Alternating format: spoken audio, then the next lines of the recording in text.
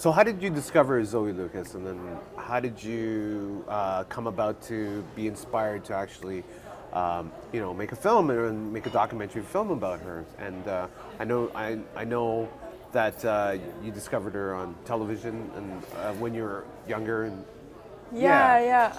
I grew up in Nova Scotia, so it's kind of common knowledge in Nova Scotia. Sable Island, there's a legend of the place. It has a herd of 500 wild horses, the largest colony of gray seals in the world. It's famous for its shipwrecks.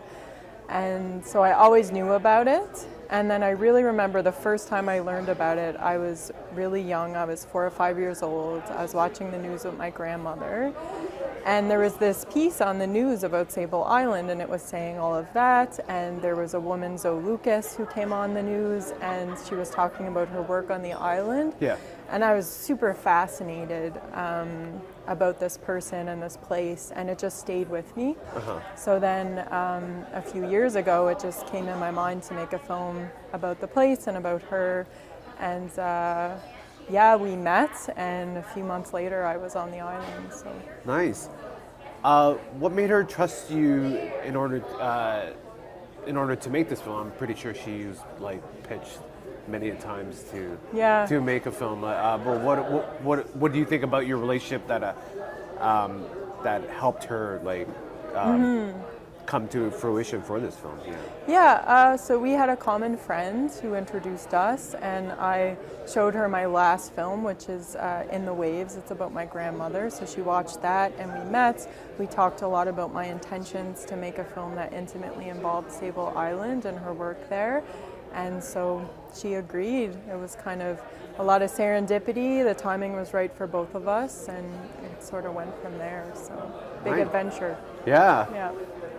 So tell us about the sound in the film is so fantastic, and it's compelling that you've managed to capture this type of sound at Sable Island.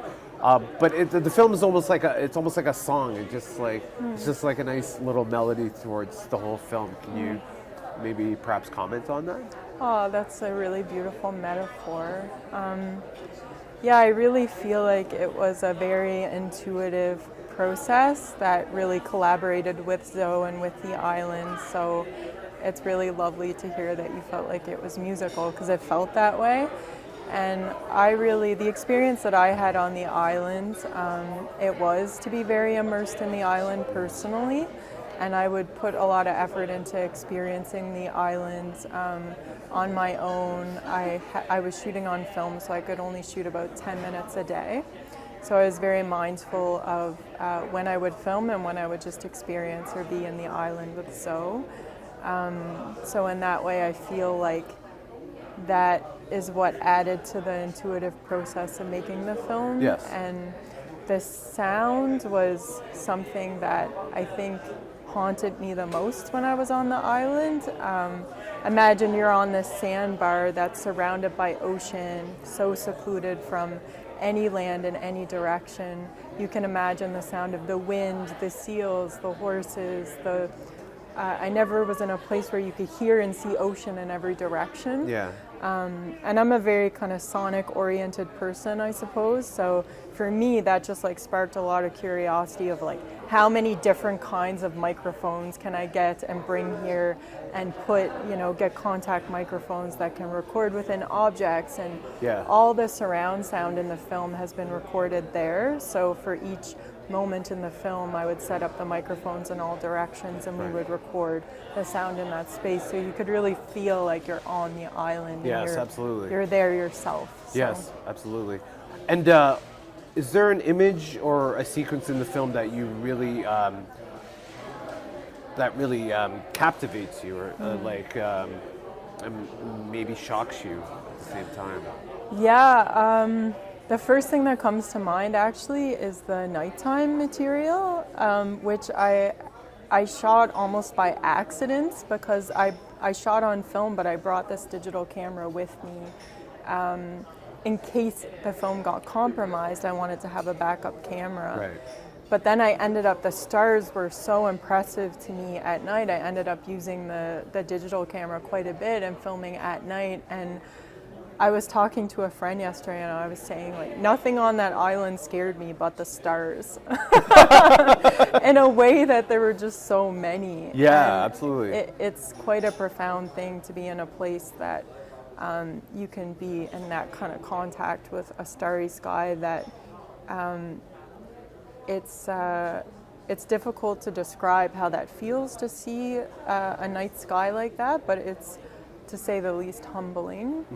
And I would just be drawn out every night to be under the stars, and then I would film a few things, and that's what ended up kind of creating the nighttime scenes in the film. And I think, like, I went back to some early notes in developing the film too, and one of them was like, can you make a film that feels like you're looking at the stars? Yeah. But that was before I even filmed the stars, Yeah, so when yeah. I was reviewing the notes, I was like, wow, that's pretty beautiful that ended up opening the film. Nice. That, like, notion. Yeah. So tell us what type of filming equipment that you actually used for the film, and then is there sort of like equipment that you'd actually recommend to other filmmakers to actually use, especially for this type of film? Yeah, so I used 3 cameras. I used a Bolex, Aton, and A7S. That was the nighttime Sony camera. And I use the different cameras because the Bolex, it's very light. Yeah. It's a 16 millimeter camera, but you can sort of be more in the field and on the ground with it and go far distances because I walked most places to film. And the Aton, it's sync sound. Right. So that's why I had this other camera with me. It's also 16 millimeter, but you could shoot sync sound. So any scenes with studies Zoe was doing or anything that required sync sound without hearing the film camera, that was with the Aton. But it's a heavier camera. It's a bit more cumbersome. I would still take it out in the field because there was some sync sound scenes out in the field. But generally, I preferred to use the Bolex. Yes. So I would recommend all 3 of those cameras, Yeah. but I have to say the Bolex is the most versatile, and it's the easiest to use of the 3. Well, no, the A7S I would say is probably the easiest to use, but for the film cameras. But you just have to figure out your sync sound situation. So, but I've really enjoyed using all the cameras. So. And tell us, so what did you learn about Zoe Lucas after you, of course, put this film together? What are your primary thoughts about her?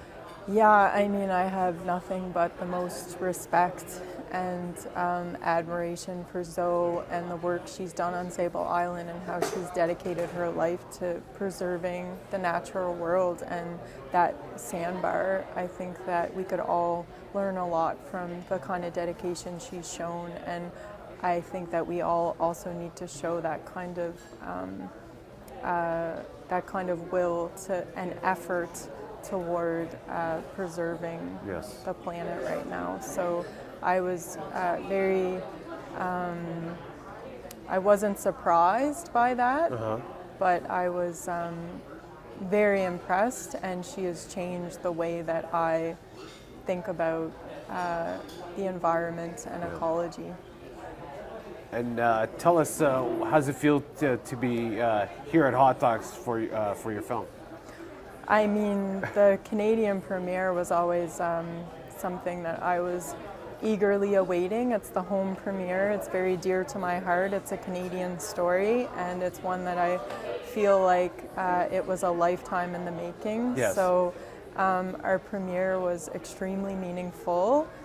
Familiar faces there. My first film school professor was there, so that was quite meaningful. And I feel like the festival has just been so accommodating. It's been wonderful to have it in person. And yeah, we have another screening tomorrow, so that's very exciting. Nice. Yeah. Well, thank you so much for your time, and good luck with the film here Thank at the you. Hot Docs. And please talk to us once again for any of your future projects, of course. Absolutely. Thank you Thank so you. much. Thank you.